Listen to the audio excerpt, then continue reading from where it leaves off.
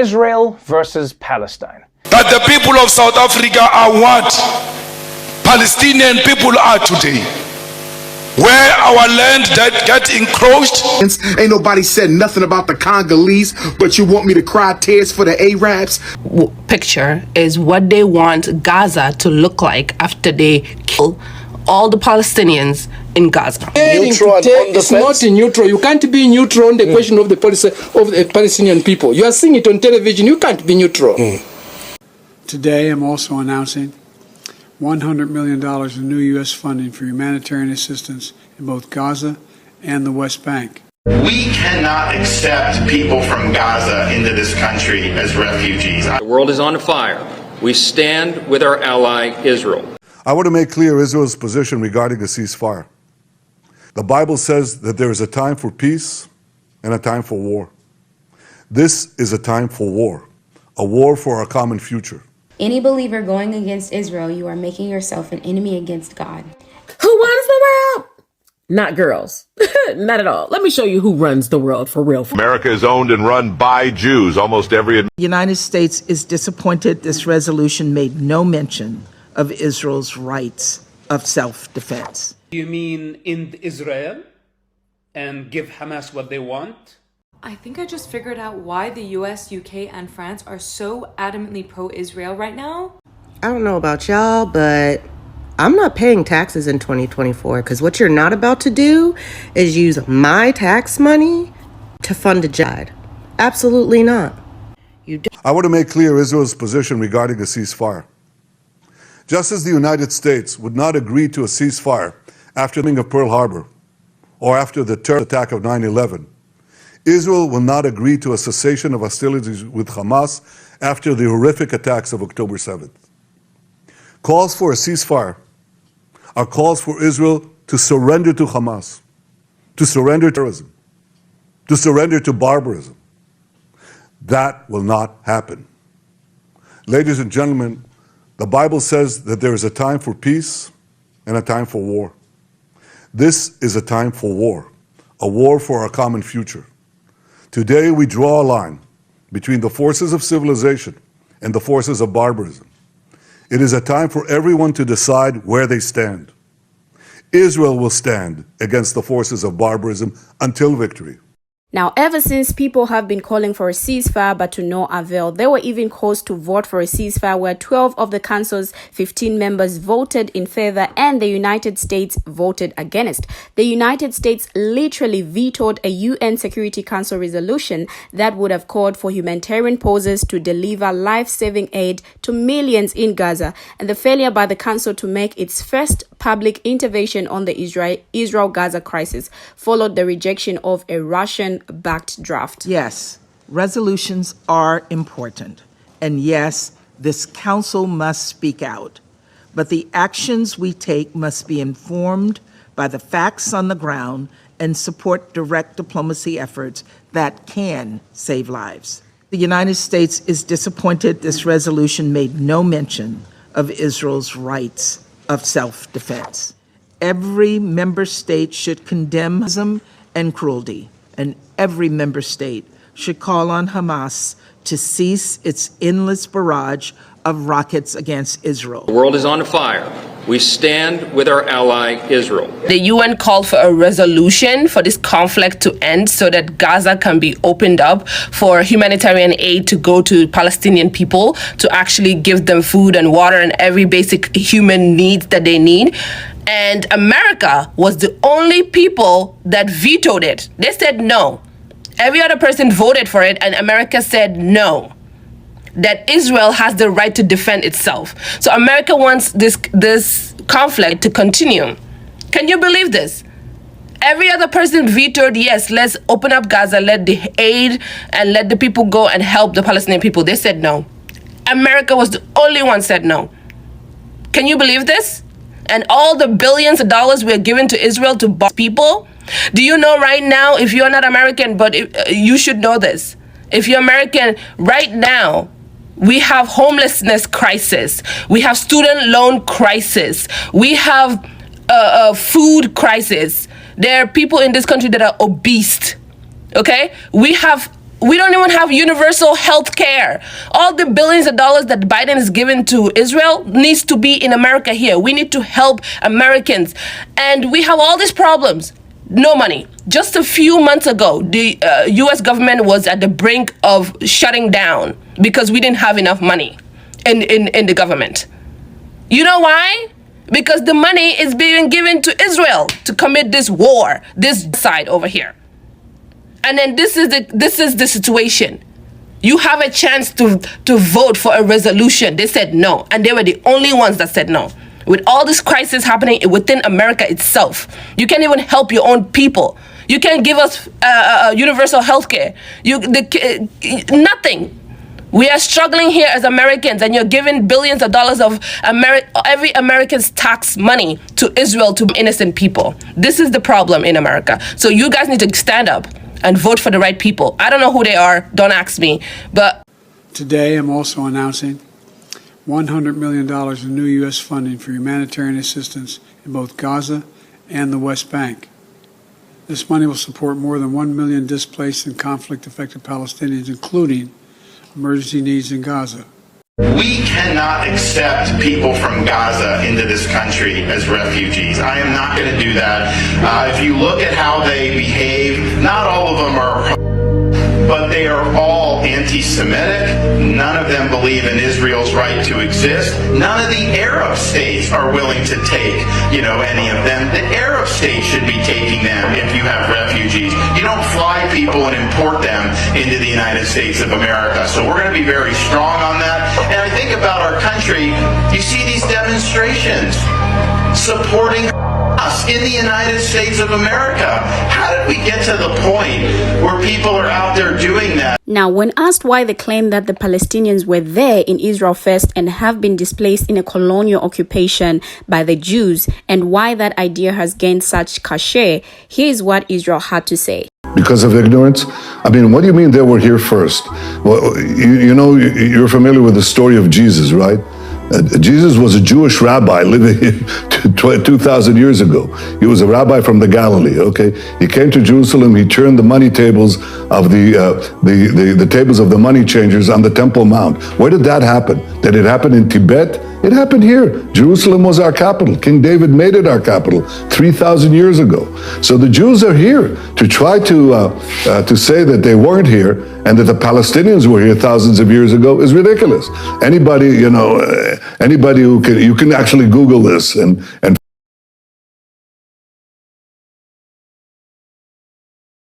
You're older than our land. We Jews stole the land of Israel. The lies are so outrageous, I don't know how people get away with them. The first recorded Arab presence in Israel was less than 1,400 years ago, in the year 637 CE. We Jews have been in the land of Israel since the times of biblical Joshua.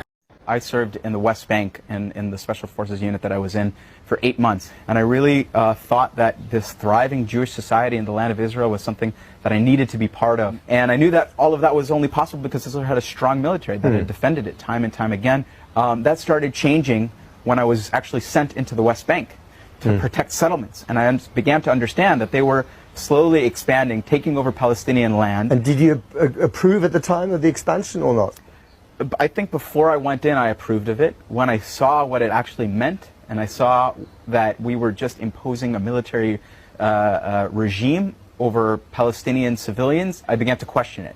You've written very movingly about your experience and your conversion, if you like, after you were in Gaza as an IDF soldier. Just tell us about what it was like to do house-to-house combat in Gaza. When I was sent in, we were told we have to provide this perimeter for the engineer corps to demolish attack tunnels that had gone into Israel.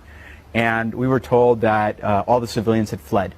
It wasn't true. There was a family that we found in the second neighborhood we went into, in the Al-Bura neighborhood of Beit Hanun. Even though we were going into every house with live fire, they managed to understand that this was an innocent family and they didn't harm them.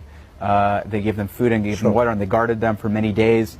But I found out this actually later, when we pulled out, the Air Force just flew over that neighborhood and bombarded it, and they were killed. That family? That family, yeah. All along you were told by your commanders that this was to eliminate the Hamas threat. And how did that work out? Not only did we not eliminate the threat, but actually Hamas got stronger in many ways because of our efforts. What I learned was that my government facilitated the transfer of hundreds of millions of dollars, which went to Hamas from Qatar. And also, at the same time, we tried to defund and delegitimize the Palestinian factions and Palestinian organizations that recognize international law, that renounce violence. And recognize the state of Israel. And that recognize the state of Israel and are willing to negotiate with the state of Israel. So why were they doing that, do you think? What has been written and what has been stated openly by even senior members of this current government, including Netanyahu, is that they considered Hamas to be an asset. And because their ultimate goal was not to defeat Hamas, their ultimate goal was to prevent the creation of a Palestinian state. And it was actually convenient and useful to have the Palestinian leadership split. Anyway, that's what Jews believe, but history does not say the same thing. Kindly Google that up. You will see the real owners of the now Israel state or land they claim to be indigenous of. This man just confirmed it as well. For now, let's check out how different people have been reacting to this conflict. Tell President Ruto that the people of Palestine are what Mau Mau was. Tell President Ruto that the people of South Africa are what Palestinian people are today. Where our land get encroached, where our land just get taken, and we get killed on our own land, we get tortured on our own land, we get imprisoned on our own land. When we fight, they say terrorists. This Nelson Mandela you celebrate, for 27 years he was in prison because he was a what crime did he commit which the Palestinians are not committing? His crime was to fight for the liberation of the people of South Africa and the oppressed world all over, including the people of Palestine. It can't be correct that President Ruto, knowing the history of this country and the history of South Africa, comes and tells us that it's with Israelites. Our war is not on Jewish people. Our war is not on pregnant women, Jewish pregnant women. Our war is not on Jewish children. Our war is against a Zionist apartheid state of Israel, and that's what we are fighting. So if he got money from some Jewish person, we are not fighting that funder of his. We are fighting the state of Israel. We are not fighting individuals. We are fighting the state of Israel. We are supporters of the Palestinian people. We kicked them out of this country, the Israelis, over the Palestinian issue. The Palestinian people have an embassy in this country that was established long ago under the counter government. Today, we are abstaining. We are even running away from voting because we'll be held accountable. Is that not staying neutral and on the fence? It's not neutral. You can't be neutral on the question of the Palestinian people. You are seeing it on television. You can't be neutral. Neutrality is support of the barbarism. You would rather we take a vote? The neutrality, people are voting to tell either to allow the UN agencies to get in to rescue people. You stay neutral. You stay neutral. Is that neutral? That's not neutral. That's barbarism. That's supporting barbarism. It's not neutral. Look at the massacres. Where have you seen 10,000 people killed such a short time in the world? Those are human beings. Well, get out of my face with that. You come to the wrong place. You come to the wrong place. But you're afraid to say that you're worried about your people's problems. Ain't nobody helping us. You got 27 million Africans in the Congo, displaced, environmental issues, hunger, poor health care. You got 1 million Ethiopians who've been murdered. You got Sudanese who have died. Ain't nobody said nothing about the Sudanese. Ain't nobody said nothing about the Ethiopians. Ain't nobody said nothing about the Congolese. But you want me to cry tears for the Arabs? Listen, I hope the Arabs in the West Bank in Gaza, I hope they get all they get. I hope they are protected. I hope nobody dies. I hope those babies' lives are safe. I hope the women are cared for. I hope that there's no bloodshed, no violence. But if you think I'm going to take time out of struggling for African people, if you think I'm going to stop my agenda to liberate my people, to go cry for people who don't cry for me, if you think I'm going to stop what I'm doing and pay attention to what's going on over there when y'all don't even pay attention to what's going on in Africa, y'all don't pay attention to what's going on in Ethiopia, y'all don't pay attention to what's going on in the Congo. The greatest humanitarian crisis in the world is in the Congo, not the West Bank. I said the greatest humanitarian crisis in the world is in the Congo, not the West Bank, not the Gaza Strip, not Israel, but in the Democratic Republic of the Congo. So don't tell me I got to cry for whites and browns. I'm crying for black people, and I don't care who don't like it. I don't care who don't like it. You got police killing black people in America every day. We got police killing black people in America every day. We got a hunger. We got gentrification. We got miseducation. We got mass incarceration. And you want me to go crying for white and brown people? I'm not going to do it. I hope nobody dies. I wish them well. But my focus, my priority is on Africa and African people, those at home and those abroad, those in America, those in Africa, those in South America, those in Central America, Canada, the Caribbean, Asia, Europe, Australia, South Pacific, the mother continent. I'm focusing on my people. This is Pan-Africanism or perish. You understand me? This is unify or die. They don't care about us. You got black people in Palestine facing racism. You better go do your research. What about our African brothers and sisters in Palestine who are suffering racism at the hands of the Palestinian Arabs? Y'all ain't said nothing about that. Oh no. Oh no. You come to the wrong place for that. And see what we fail to realize as African people.